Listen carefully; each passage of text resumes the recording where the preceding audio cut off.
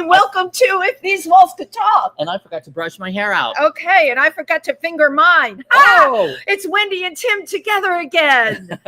Hi, I'm Tym Moss. And I'm Wendy Stuart, and we're here to bring you the best in entertainment culture. Yes, do you like that? That's I us. do. Entertainment culture. How are you? And I was not used to having you here. I know. I'm here in person. Tim is here in person. How is life treating you? It's Pride Month, Tim. It's Pride Month. That's all I need to say. You feeling like the dog's dinner yet? Yes, pretty much.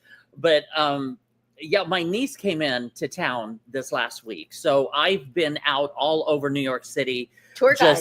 We had a ball. My niece Jill from Indiana, she came in. And she was out here a couple of years ago, so she had already done all of the touristy stuff.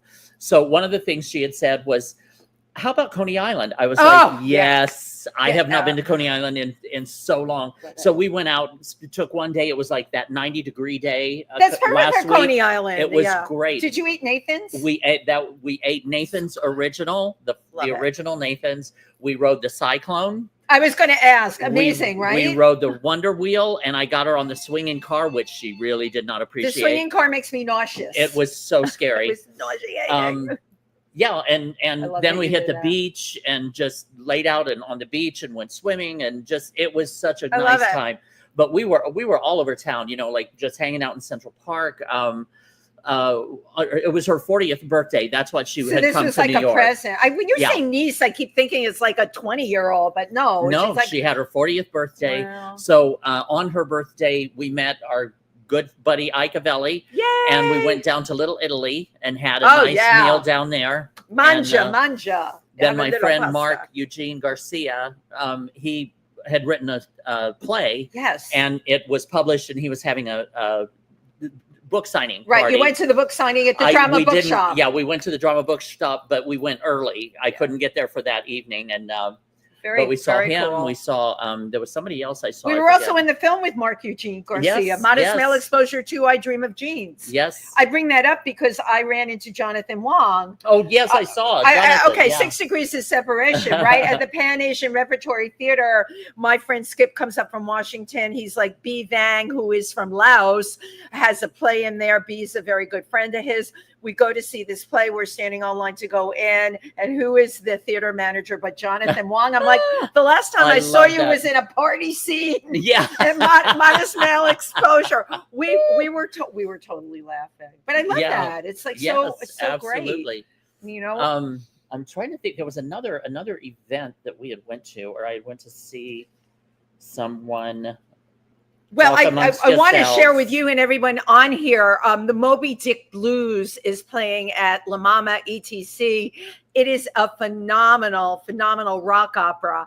And the Moby Dick Blues is directed by Joe Bautista, who's an incredible director, an actor, and a really good friend of mine. On to the 22nd. Yeah, you know Joe. I'm telling you, we all know each other. It's incestuous, but it is a 2-hour and 15-minute play using the metaphor of Moby Dick as heroin addiction. And that's all I'm going to say. Wow. It was a really interesting way of coming from the story of Moby Dick to the fishing community. I don't know how aware many people are.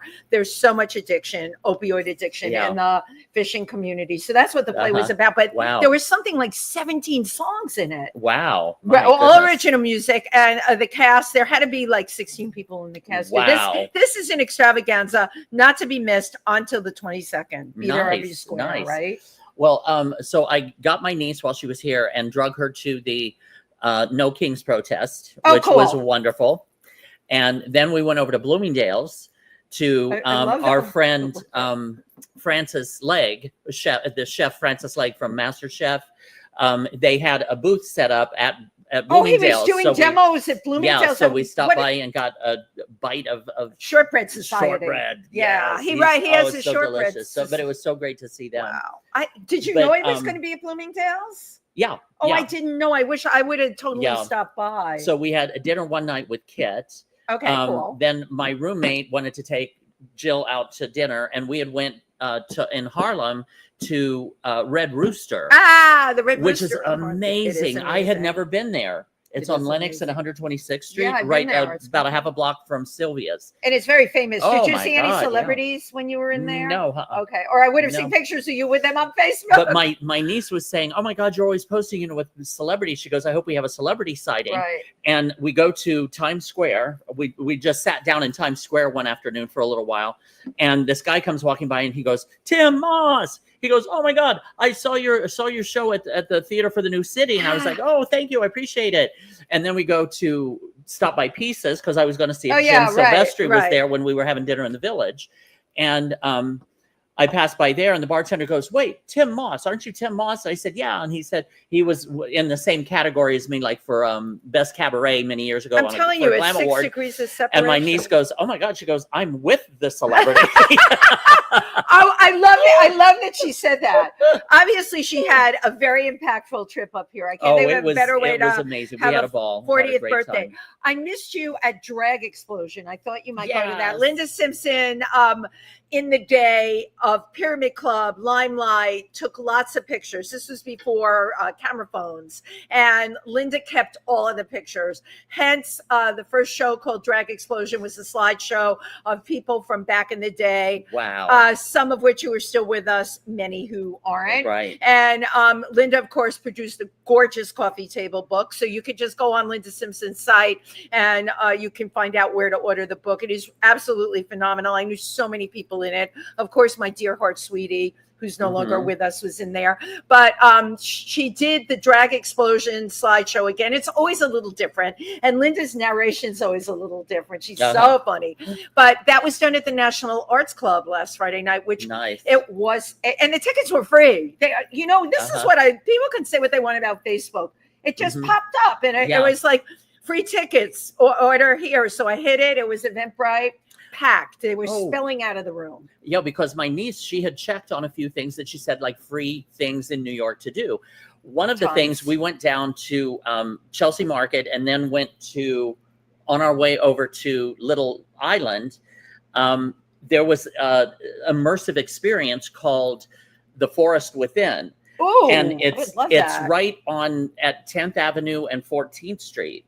And you go down in the basement and it's this absolutely stunning and gorgeous visual immersive experience where you walk through and it has all the forest. Oh yeah, it's gorgeous. Okay, you have to give me the information on that because I would totally and do that. It's only like 10-15 minutes long. It's not long. You take your time and walk through it. But it's just one of those little things I had no idea about. I have no idea. That I definitely recommend doing. This is why we live in New York. So, we're coming to you live from Pangea. I have to tell you, David Kale, who is a phenomenal actor, I'm not saying this right. When you say a monologuist, what is the word for that? When it's someone that does monologue. Soloist? It's like monologuist. I don't know. I can't speak half the time, but I'm a nice person. Works for me. Monologuist. His show here was quite incredible. It was autobiographical. What an amazing, painful life he shared with the audience. And you look at this person, you want to talk about resilience. He was here last Thursday and then Sunday again. You have to catch him here at Pangea again. Plus, if you go on the Pangea website, it's Pangea.org, right? See if I don't have notes in front of me. Pangea. Is it .com? PangeaNYC.com. Thank you, Tym Moss. I told you the two of us make one brain. But they have a lot of shows coming up here, and I have to say, there's no place like it in New York that has so much varied talent. Yeah, it's like they just like scoop them up. Now, one other thing I just want to touch on. I'm sure you probably mentioned this last week. I did with the passing of our dear friend Nick Lyon, and we will be speaking about that a little bit more with our guest that's coming on today. Who knew him also. But it was a shock to all of us and very sad. Nick was just always the life of the party, always in the middle of the party, and so kind and so generous and so much fun. Yeah, and just such a talented person. I dedicated last week's show to him, but and I can put this out here. We're going to be producing a large memorial. So in August, please stay in touch with Tim and myself. Nick was bigger than life, and we want to produce something that's bigger than life. And Nick, yeah, right.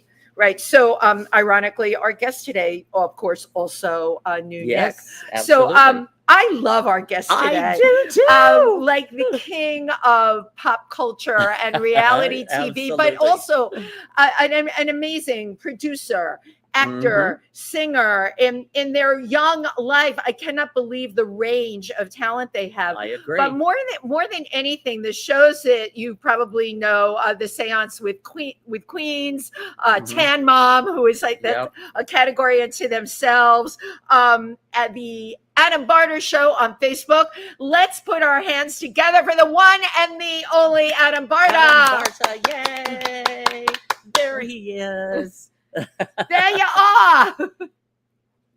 Oh wait, we can't hear you. We can't hear you. Up, and now you're not on. Come back to us, Adam. Let's try again. No, it can be poltergeist. Oh. We'll get you back. Tim and I are determined. Yep. Nope. Still can't hear you. No, we just go like that. Try one more time. Yeah. There we go. Are. Okay, the host isn't muted. Okay, great. Hey, I was saying, yeah, like you wanted my head bigger, and you did that with all those compliments. So I'm saying that now. I love that. That is like you, Adam. You just caught it right away. You know, not one to let anything go over your large head.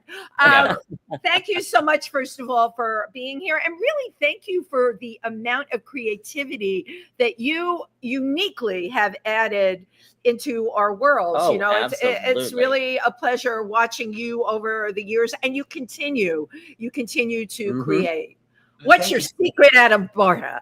You know, and it's really, I feel like I really am one of those people that are later in life success stories, because this, like, you know, and I've been a hot minute and have these accolades. Or Stern to Logo. I mean, I was one of the first people on the Logo network when Drag Race started. You know, I was hosting shows. Right. And yeah.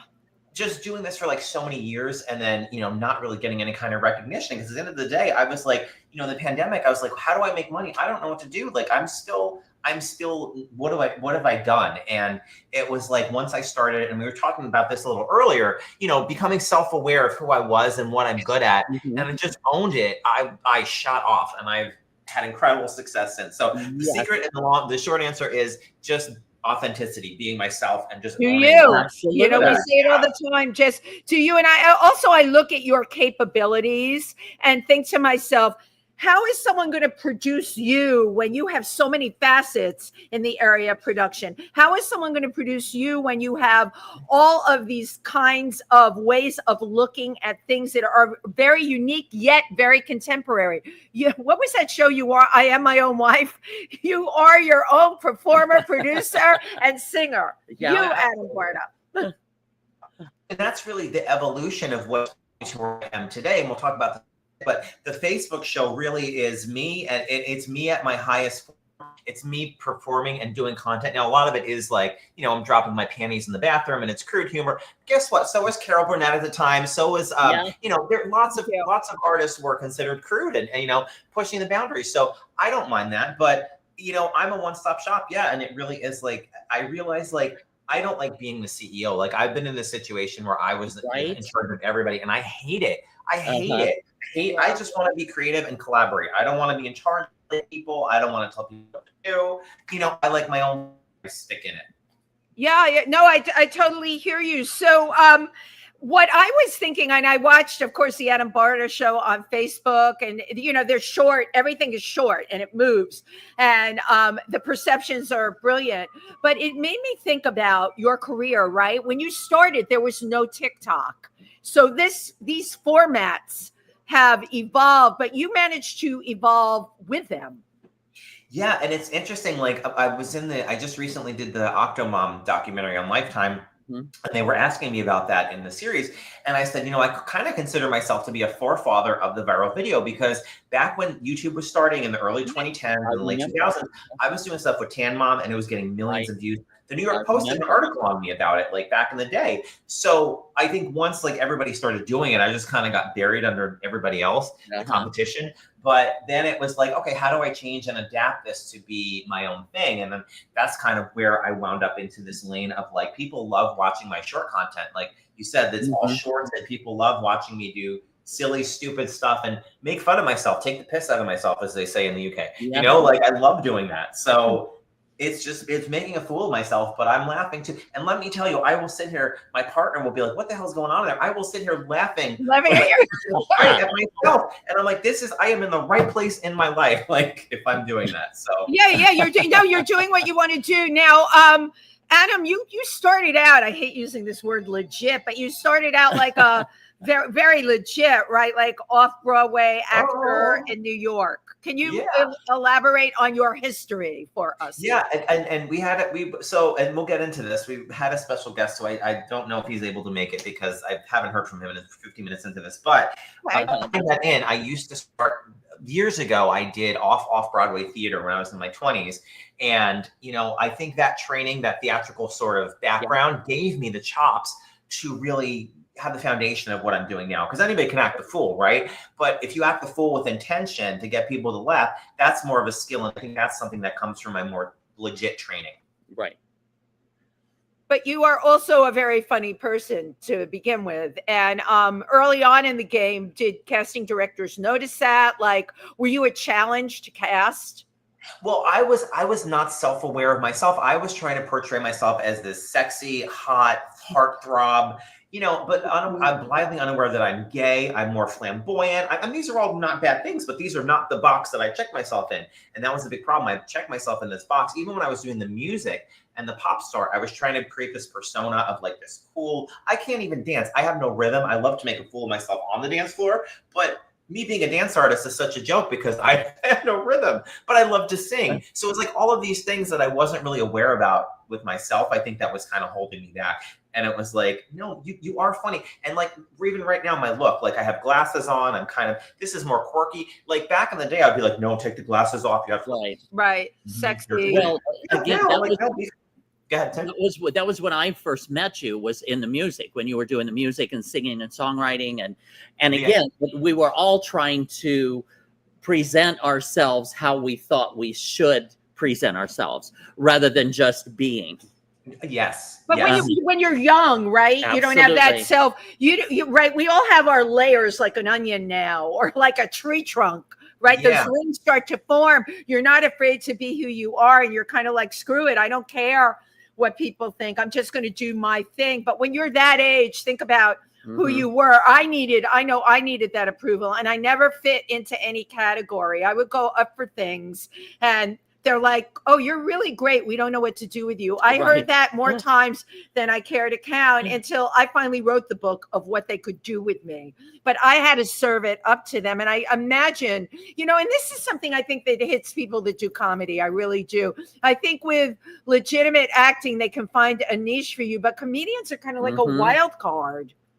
Yeah. And I think like I've had, and this is just me personally, and I'm going to preface by saying this is my experience and probably not indicative of everybody, but I've had really horrible experience with casting directors, and not in the way that you would think, like a casting couch, nothing like that. My experience has been that I would like that. You're really disappointed, Tim. I don't think he's going to stay for the rest of the show. He was hoping to spill some tea. No, we're just joking. What kind of experiences did you have? So this is really this is a big piece of tea, and I don't know if you want me to spill it. I'll spill it because I'm going to start to talk about this, but I've not talked about this yet publicly. So I will drop this now. Start to drop the bomb. I was involved in last January. I was involved in a very big casting production. They were casting for a big show on a big network, one of the major networks. It's a major comedian. He's getting his own show. And it was going to be like a creative show where they're finding the next creative person to be like a creative genius and like come up and work with these $1 million brands. Now they had a casting process where they had me for 2 months. They made me sign a 16-page contract. Oh yeah. Wow. Go through multiple interviews, create a whole presentation for the network in front of them on Zoom, have to go through this awkward, comfortable like interview process where they were asking these ridiculous questions, telling me, you got it. Weeks went by and I emailed them. I hadn't heard. I'm like thinking I got this. I'm holding dates now, turning down work. And they're like, oh my God, we're so sorry. We forgot about you. We moved on.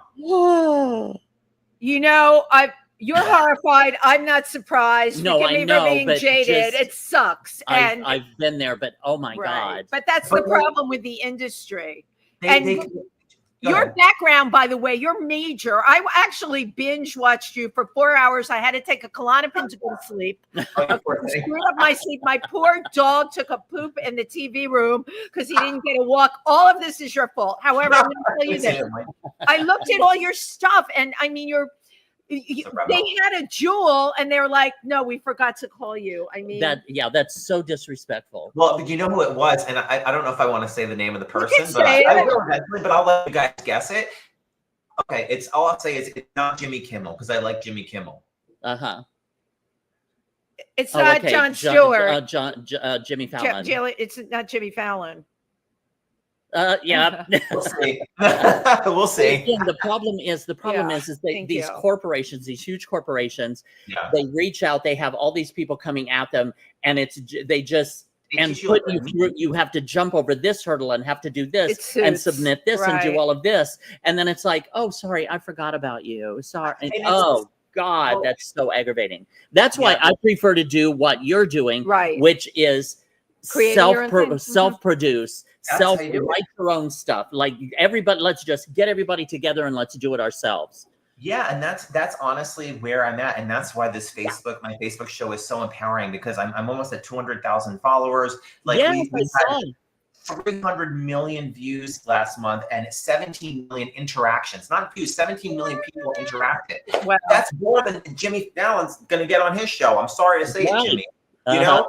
So I don't need you. Yeah. So it's like, it's very empowering. I'm glad that this is happening for artists like us, all of us, you know, where we have more control over our own mediums. Like you're doing this show. And, and once again, these big corporations, NBC, CBS, ABC, they have this much imagination. Like whoever they're going to hire that they're jumping these hurdles and all of that have to fall in this little bitty box. And it has to, you can't have any creativity outside of it. And that's why I prefer to do it ourselves and let our freak flags fly.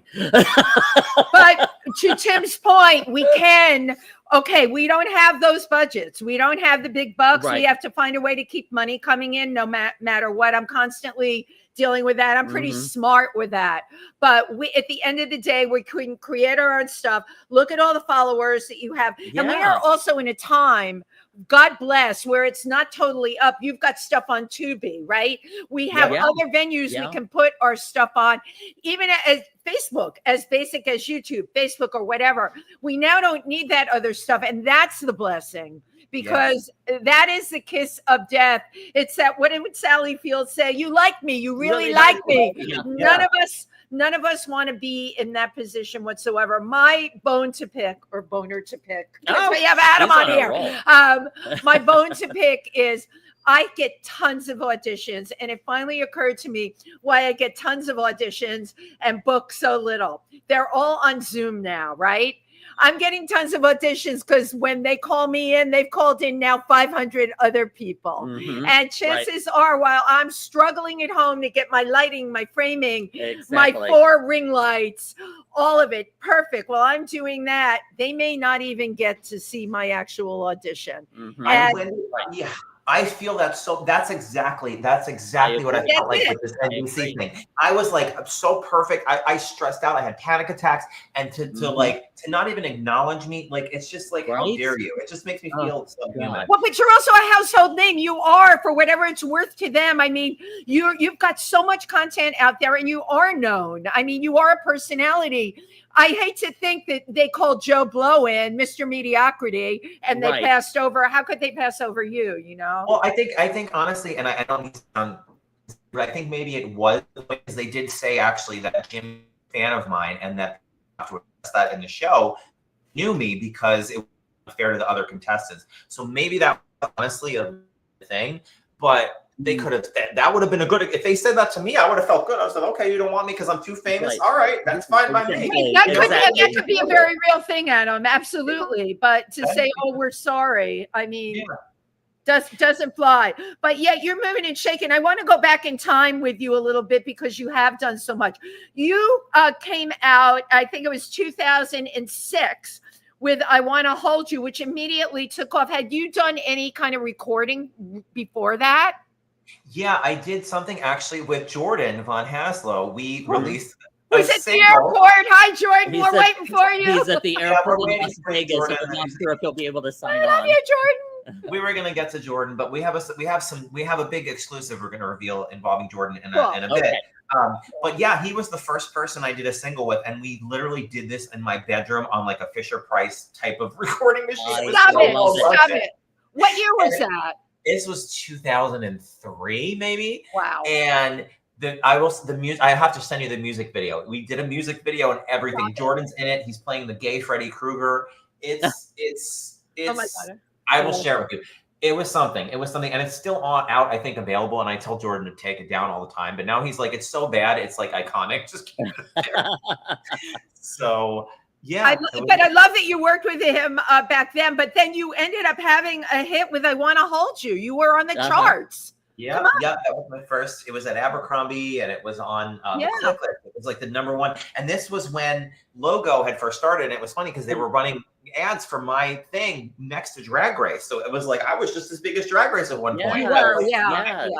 And everyone knew who you were. And they also had what was that? The Click List. The Click List and New Now Next. Yep. You were on there, weren't you? I was the king of the Click List. I was like the #1 for months. Yeah. With Ari Gold, another huge talent. Rest in peace. Ari Gold, rest in peace. And of course, Nick Lyon, rest in peace, worked with Ari Gold. My God, we just, all roads seem to come back to the same people who know each other, right? Everybody you were talking about before I knew the name, Jim Silvestri. You were like this person. I'm like, right. Like, wow, Francis with the Shortbread Society. Like, Francis Legg, right. Who was on, as Tim said, Top Chef. We're all from the same place. Right. The same group. And you'll be happy to know all of these people have been on this show. Yeah. Oh, good. I feel like every single one of them. You're in very good company. So, you continued a career as a recording artist.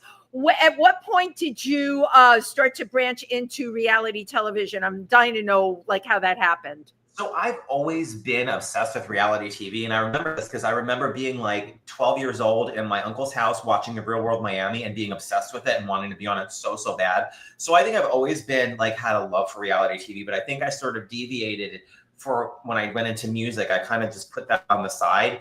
And it was really in the pandemic when I really said, wait a minute, let me see if I can do something and produce my own reality show. And what happened was I was going to be on Mama June's show. I was going to be the main character for the season.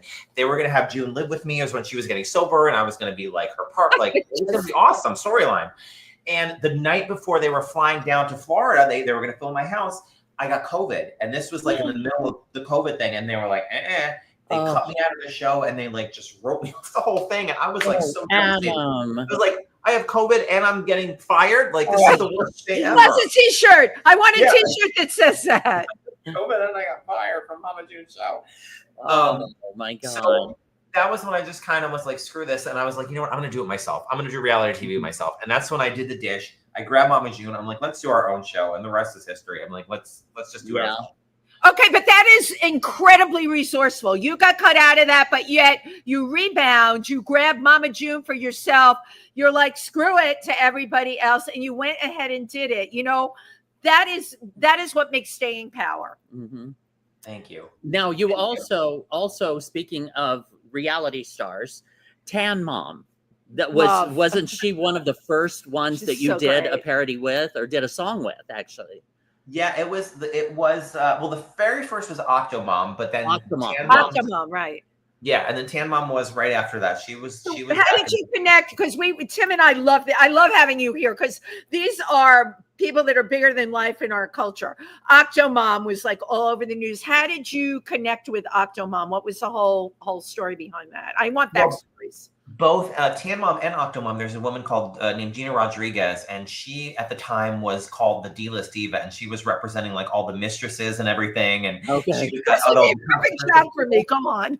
and I was she brought me in as this sort of not protege, but younger artist, and she was like, let's pair you with all of these people, these Octomoms, Tan Moms, and make you a viral. And this was before really viral was a thing, but it was like, let's see what we can do. And it was really interesting because the first one we did was Octomom, and we did it kind of as a joke. We're like, let's just have Octomom, do a song with you or say she's gonna do a song. And the press was like, oh my God, it was crazy. So then we were like, wait a minute, we're onto something here.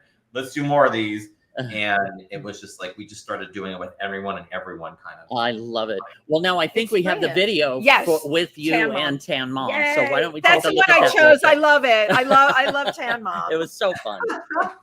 There's Adam. I kissed a girl and I liked her. This summer, Guess who's back? critics are calling it That's right, sensational. bitches. It's Tan Mom, baby. And this time, I'm gonna rock your world. I drop my top down at the beach or on the town. From Malibu to Jersey Shore, don't do anal, not a whore. Wanna see something icky? Look up Farrah on the wiki. She's a backdoor tragedy, needs a personality. Black me saw me falling on the carpet, looking at Adam Barta. Like he was a Pop-Tart. Funny. I told him if he's gay, he jogs with me in a sling. And on Howard Stern, I'll even make him sing. Tan Mom, I'm not your plaything, I'm just here to sing.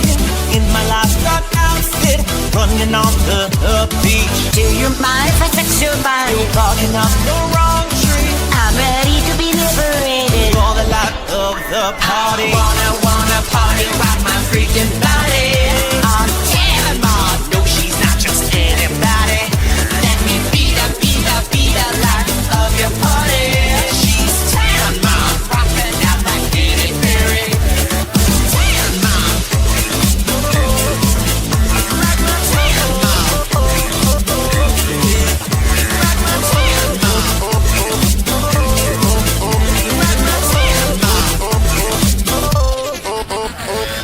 If you think I'm drinking wine, ain't no more since I did time. At the rehab with Michael Lowen, got all sober, now I'm flowing. Will you do a shot of Patron?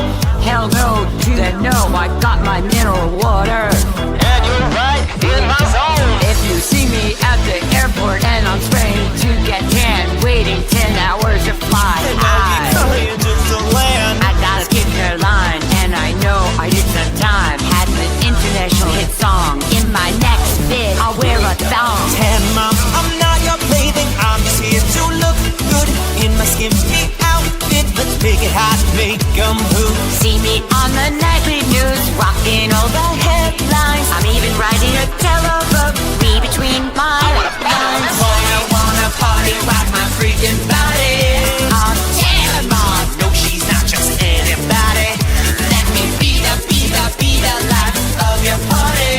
She's Tan Mom. Rocking out like Katy Perry. As I stare at the window and wonder why, there's something out there that carried me. Been so sad and lonely even in a crowd. Too many lies, gossip, I'm wondering so why. Wanna party, rock my freaking body. I'm Tan Mom. She's not just anybody. Let me be the life of your party. She's Tan Mom. Like Katy Perry. Wanna party, rock my freaking body. I'm Tan Mom. No, I got just anybody, baby. Let me be the life of Katy Perry. She's Tan Mom. Break it down, Tan Mom. Yeah. Adam, seriously, like, honest to God, and I love comedy. That is brilliant on so many levels. I love her. She's showcased fabulously. So are you. The way the whole content is put together. The song is extremely catchy. It is a perfect piece. And you know what? It makes you feel good. And people just want to feel good. You know who gets a huge shout out for that is Francis Legg. He was the one that directed and edited that whole. I remember when he did the stuff for Sherry Vine. Wow. Yeah, so yes. Francis Legg is brilliant. I don't think he's doing videos anymore. He did he just did Kevin Laviance's He new did one. do. Okay, great. Good to know because he was brilliant. Now, you mentioned there was a mention in there about Howard Stern. Now, you've been on a regular on Howard Stern's for quite some time. Can you tell us a little bit about that and just fill the audience in a little bit? Yeah, I mean, it's like Howard's really awesome, and he's very nice. Like, and the thing is, like, I always say this: Howard appreciates it if you don't take yourself seriously. Like, if you go in there and you think you're a big star and you're gonna no, he'll just be like not into it. But if you're just very humble, you laugh at yourself, which I do no problem. He loves it, so he loves me, and I appreciate getting all of the being on there, being part of that. Cause like growing up, I listened to the Howard Stern show. So when the first time I was on there, I cried afterwards. I literally cried. I would imagine. That's a huge platform. He's got such a huge platform. That's wonderful. And then he got who you were on there too is everything. So your shows, there were a couple of things you said. I'm going to pedal back a little bit. You were working with that person who represented D-list celebrities.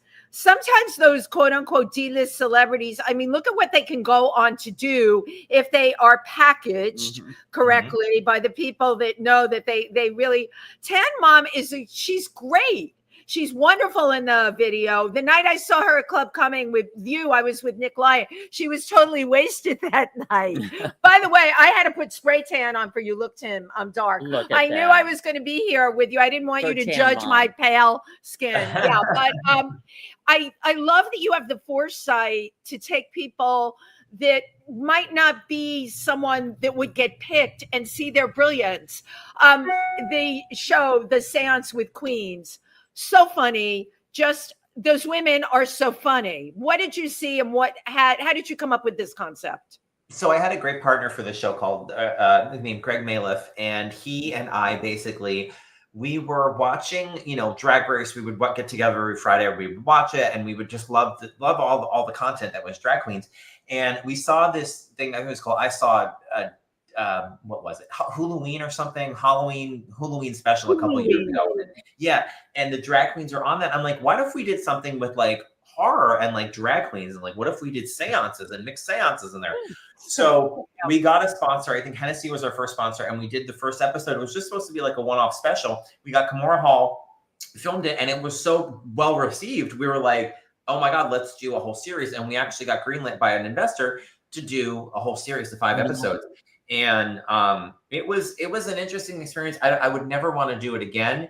But I mean, take that back. I want to do it again. I absolutely want to do more seasons of Seance with the Queens and the Dish, but I want it to be bigger, like a bigger, this was kind of like the trial run, and we got it out there because I think there's a lot of potential. But and you've also discovered that there's something there. You actually had ghost activity in one of the segments. Was that for real or that was embellished? I need to know. Well, what I can say, producer Adam can say, is that Sarah 100% is the real deal. She is. She has won the lottery 500 times with proof. There's proof of the tickets in there. And she is 100% the real deal. And everything that happened everything she delivered was real. Yeah, it was a very real experience. And she's 100% the real deal. And that you got to work with someone like that. My God, really, really amazing. And yeah, that was kind of the thing too. We were like, and we worked with her actually initially in the Tan Mom show. I found her, or I knew of her, had gone to her, and I brought her in to do the Tan Mom show, the Tan Mom Makeover. And I was like, do you want to be on an episode of that? And she was so good. It was like, wait a minute, this would be good to do like a whole series with this woman and the drag queens and everything. So she kind of she's very powerful, Sarah's very good. And definitely check that out. I mean, it will. Yeah. I mean, TV's not ready for you, Adam. You got a million ideas, and the way you put it all together, and you just keep going, and you're young. This is like all ahead of you. So like, speaking of all ahead of you, can you share with us some of the things that you're working on? Adam Barta, Facebook, of course, very, very funny. I know you have your hands in a lot of pies. So actually, and we were this just didn't work out, unfortunately, have a special guest that did not materialize, but it is with good reason. So the next big project that I can announce, and a lot of people I know have been waiting for this because it's been years in the making. We filmed it in 2022. Hashtag The Tea, the name of the movie. It's called Hashtag The Tea. It's a full feature-length movie. It will be released in 2025. And that is a big deal to a lot of people. It's going to be starring Jordan Von Haslow. We've got Pandora Box. We've got Michael Musto. We've got Tamara Glynn. We've got Tuesday Night. We've got Lisa Wilcox. We've got Richie Ramone. We've got just some phenomenal, really fun actors. And it is going to be the weirdest thing you've seen since, I don't even know. It's a very weird, fun, crazy. Is it very, we love very weird here. Is it very, I know you can't disclose too much, but is it very weird? So basically in it, it's a parody mockumentary of a reality TV award show. Yes. And everything that happens and it's just off the rails, insane. And it's just, it's a very big love letter and also like making fun of reality TV in every possible way. I love that so much. The twist is, and this is part of the reason Jordan's out in Vegas, he's meeting with a producer out there who did the Tiger King documentary. A very good friend of mine. His name is Colin. He's an awesome guy. And he has a production company, but he as a person outside of that is working with us to get this movie done. So Jordan's out there meeting with him. The other thing about this movie, it was shot entirely on green screen. So we've never seen, I don't think, like a movie like this, because it's literally going to be the entire thing is a green screen background. Wow. So, when can we expect to see this? We are planning, we're got it in post now. So August, probably this fall. I think the fall or definitely winter will be. Okay, you let us know because like we'll promote it. And, it sounds really, really exciting. You, what I love is you really get that you need to collaborate with people, that you, as talented as you are, and I say this to people all the time, you need other people that you can work with. You've worked with Margaret Cho. How did you and Margaret meet each other? Don't tell me through Daniel Nardicchio. No, actually it was funny. Back when Twitter was a thing, Peter Frank is a friend of mine, and he tweeted at her and was like, would you like to work with Adam Barta? And she replied to him. And I was like, okay. So I jumped right in there and we started DMing and I slid in. And I actually flew out there and we recorded. I stayed in her house. We spoke pot together. It was darling. Does Margaret Cho have a nice house? It was, I slept in the guest room. I had the whole bottom floor was the guest room. Nice. And I slept in a bed that was made by hand by Mark Ruffalo. If you know who he is, he's an actor. Stop it. Fabulous. Well, you got close to Mark Ruffalo at least, right? Yeah, his bed at least. Well, she said he used to make beds, I guess, for celebrities before he hit it really big, and she was friends with him, and he made her this bed. I'm like, that is so cool. And I know who he is from upstate. I had no idea he made beds. And you got to lie in it. He made the bed. And Margaret shows right. Doesn't get any better. So Margaret she's such a talent. She's very fun. She's very she's one of the more like reclusive celebrities, like in her own. And I guess because when you're that famous, you kind of have to be, you know. Yeah. But she's very sweet. She was a lot of fun, and she's just that was surreal to get to even do that. And creative as well. And absolutely. Now, rewinding all the way back to the beginning. Yeah. You are originally from the Bronx, as is Wendy. Born and raised. a lot of LGBT activism in the Bronx. So tell us, what part of the Bronx did you grow up in? I was born in Mars Park, which is most people know by the Bronx Zoo. Right. And not far from New Rochelle, Pelham, Orchard Beach. Although I am not a fan of Orchard Beach because it was always gross. Orchard Beach. It was kind of dirty, but I grew up going there, and my mother called it horseshit beach. Yeah, there you go. But that was, you know what? We went there. That's what we did, and it was such a big thing. We'd have bologna sandwiches. Yeah, we would dig in the sand. It was for me. It was a fond memory. I do too. I'll be honest with you. I don't remember having fun in the water, but I remember the trips being fun. But the Bronx, to me, will always be a first home. It's hard ever since my mom died in 2016. It's hard for me every time I go back there now because it's just a lot of memories that. I'm sorry. That's tough. I do love it and love going back there when in doses and. Where did you go to school? I'm curious.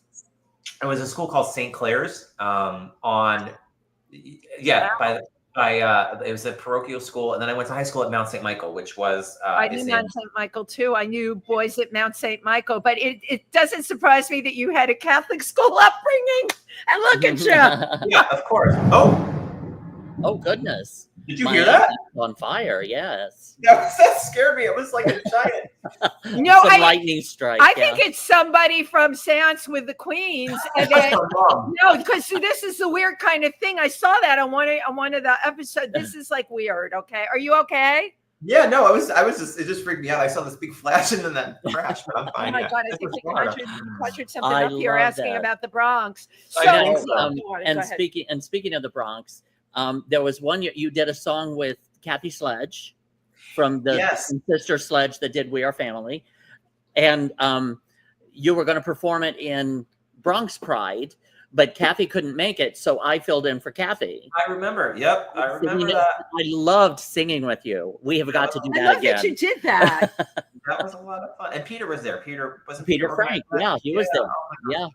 What year was that? When did that was a long time ago. 2013, and Apollonia Cruise. Oh, fabulous! Right. And what's her name? From Pose, Dominique. Dominique. Well, at that time it was Tyra Ross. Tyra Ross, yeah. And then, but Dominique Jackson. Yeah, she's known as Dominique Jackson now. Yeah. Yeah. Well, small world. Yeah. And again, we're all from the same group of friends. And Ari Gold actually lived in the apartment across from me when he was growing up. So that's like how crazy even more it was. Like literally, he was like my building where I lived. He was like the window across the street. I didn't know like he was there. It was weird. The fact that both of you came out of that same neighborhood, because our claim to fame with the Bronx was Ralph Lipschitz, Ralph Lauren.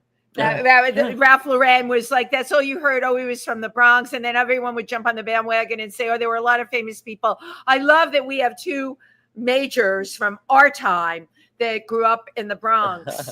Literally right across the street. And also, right by me is Regis Philbin Boulevard. He was right up the block from me because they named the street after him. And where he went to parochial school, I was like right up the block from my parochial school. Oh, my God.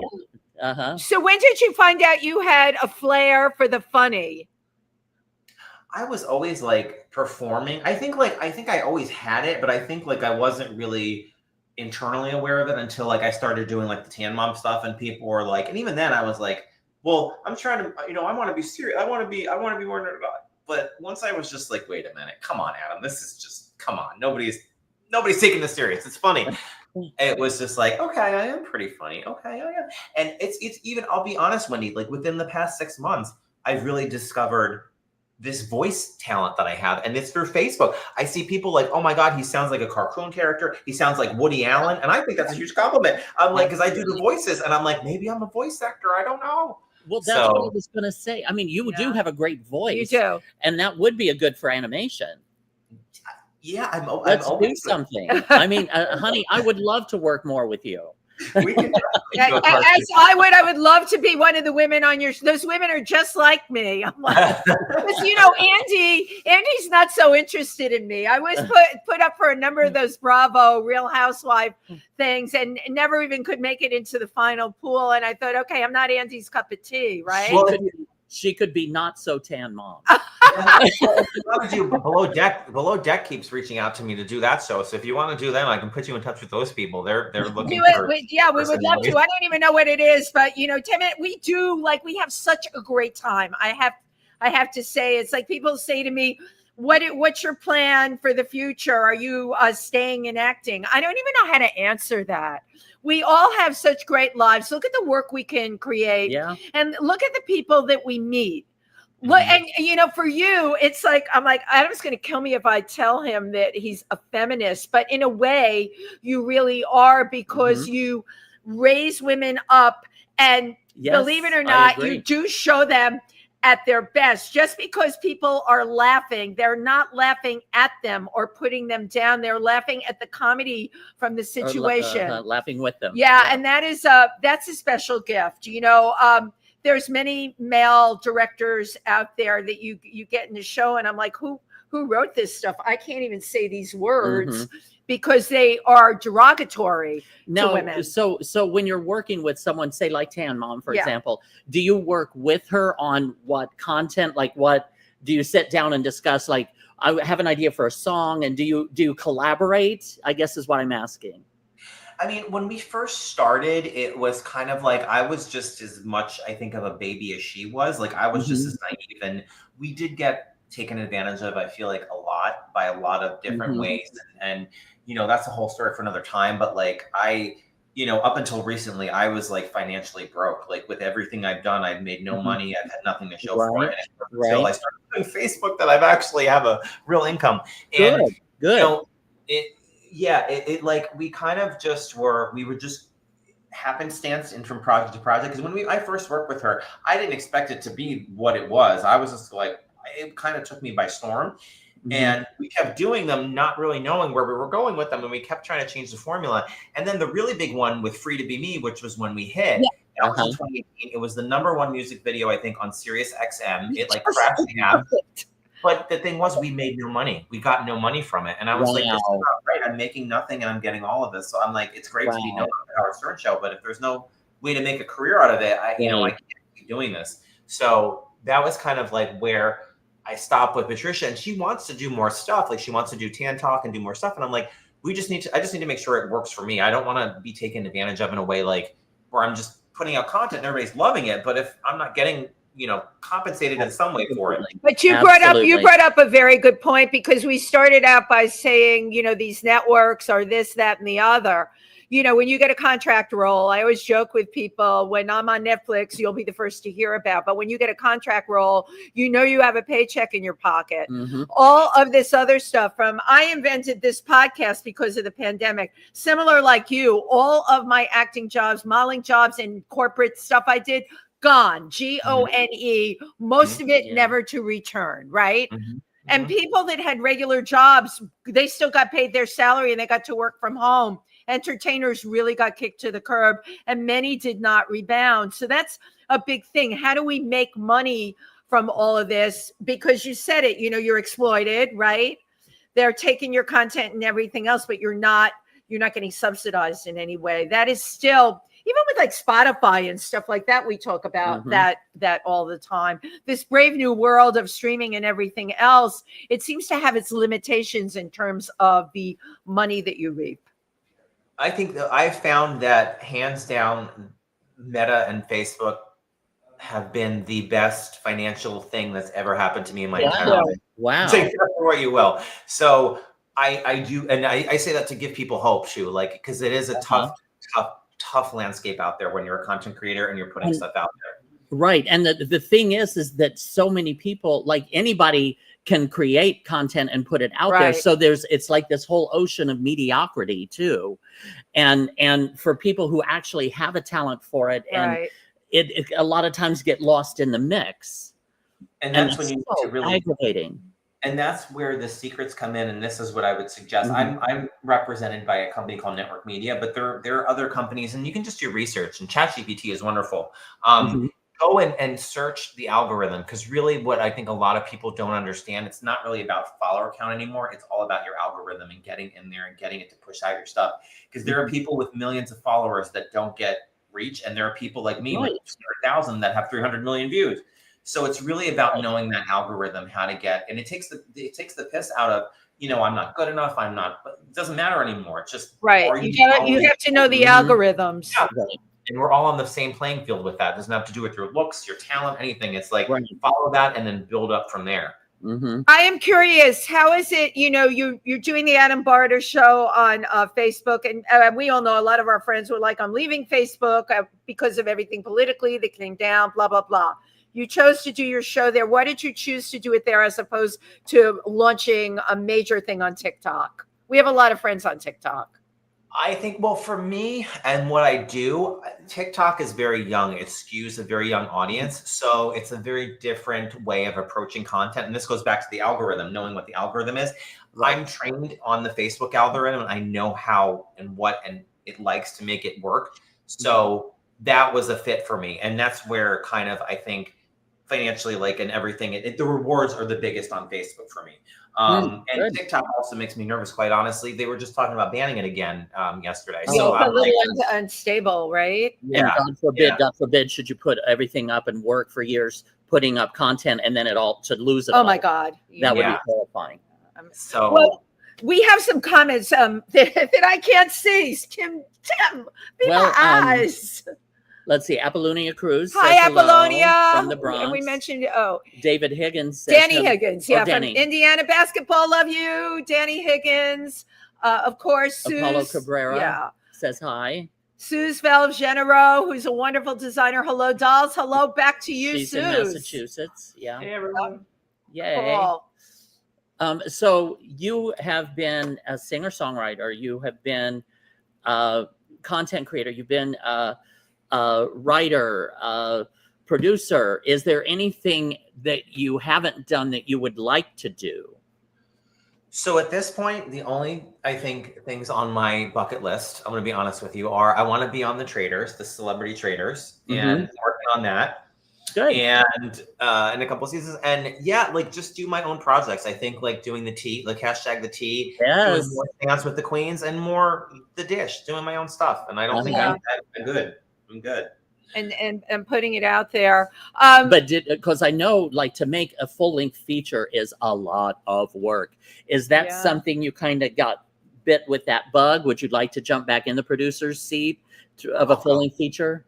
Well, the tea, let me tell you the little backstory on the hashtag the tea. We filmed it in 2021, I think. And I had to mortgage my house for it. It was a nightmare. It's been a nightmare, but there's a silver lining because it's going to get done. But I bit off way too much. Like basically what happened was the pandemic hit and I had a chunk of cash and I'm like, let's put it into doing a show. I can do a show, right? And, you know, I didn't know what I was doing and I just lost a lot of money and I got one over my head. And, you know, I think going forward, when I do this again, only going to do it when I have a sponsor and a big budget and somebody that knows show running, like Colin, that can do it all for me, you know, because I want to be smart, work smart, not hard. And I know what my limitations are and what I'm good at and what I'm not good at. Right. So, Good. Right. That was going to be my question as we come to an end. What have you worked with showrunners? Do you plan on doing it in the future? Do you think they can run with what you have? yeah, I'm really good friends with a man named Colin Whelan, and he's just been an awesome mentor for me, kind of talking to me. And he was the man that did the Tiger King on Discovery. And he good. Yeah. has a lot of amazing stuff that he's done. So I really value his friendship and his input. And he's kind of taken me under his wing. So I think going forward, yeah, like I'm going to use him to sort of figure out what I need to, what's good and what's not, and kind of just be very selective with what No, I'm but doing. that's very good. Being open to learning and surrounding yourself with people who you can learn from. Yeah. Yes, it's exactly what it's about. And that you can trust, as we all know, But trust yet- is important. But yet at the same time, be original with your own and authentic and your own authenticity. With your own content too. Mm-hmm. Exactly. Adam, you are. I've wanted you on here for the longest time, and I have lists of guests I want to have or whatever. And I knew you were in Florida, and I'm like, and I knew how busy you were because I followed you. Yeah. I'm like, oh, he's not going to have any time. So I'm happy, and grateful that you could join us today. So fun. We want to thank every person that tuned in today to watch us, and remember, don't go off the stream because we'll take a quick picture, okay? But Adam Barta, I just love and adore you. I am so proud. Proud. I am so proud of you. You just keep being Adam Barta. There you go, being Adam Barta. Another T-shirt. Or maybe another show. Oh my God. Yeah, Wheels you are guys will be in a show for sure at some point. I'm sure that's coming. Just be ready. There you go. Thank you so much, honey. Thank you, And thank you, everybody. everybody. Bye-bye. Everyone.